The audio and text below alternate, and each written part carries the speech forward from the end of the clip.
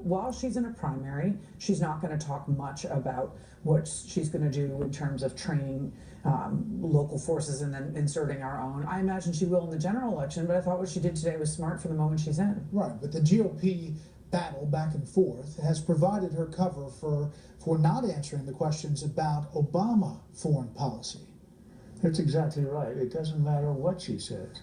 As long as she gives the appearance of being interested and slightly animated, unlike Obama, who again reads these statements, the one he did the other day, as if he's reading from the phone book. As long as she appears engaged, she's knowledgeable. Did you see how she dropped in al-Shabaab in Somalia as a way to say, look, I know what I'm talking about?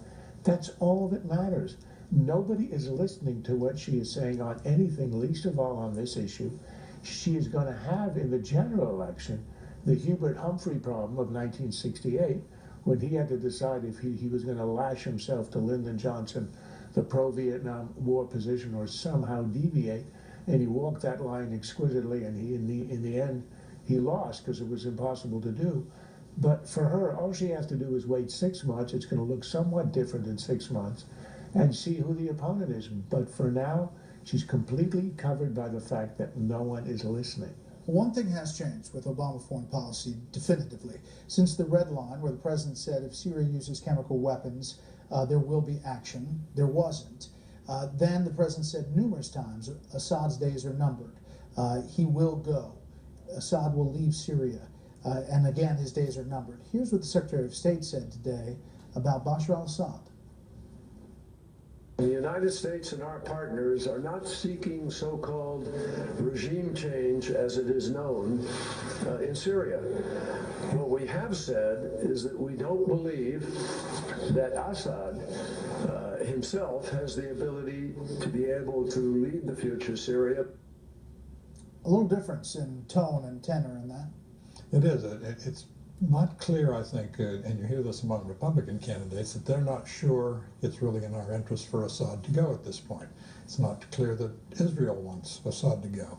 So given that there's no substitute for Assad, no party that you can be sure would take over an Assad-less Syria, that's a regime change that he's talking about. He says not regime change is traditionally understood, but if you're decapitating an authoritarian regime, that's regime change, as we learned to our sorrow in Libya. A lot different from his days are numbered. President Obama said weeks ago that the Russians don't get it, that Vladimir Putin doesn't get it, that Assad has to go. And unless he comes around to that thinking, it's really hard to imagine working together because we ultimately don't have the same goals. I mean, I can't believe what just came out of John Kerry's mouth. It's completely contrary to what the president's been saying in this controversial, proxy war with Russia. It's another reason why our allies are scared to death of the last year of this presidency. In every negotiation, you know that Obama is going to cede more and more ground. This was the central position of his Syria policy. Assad has to go. And now he's obviously signaling, Kerry's in Moscow. They're trying to buy off the Russians and the Iranians by actually withdrawing that.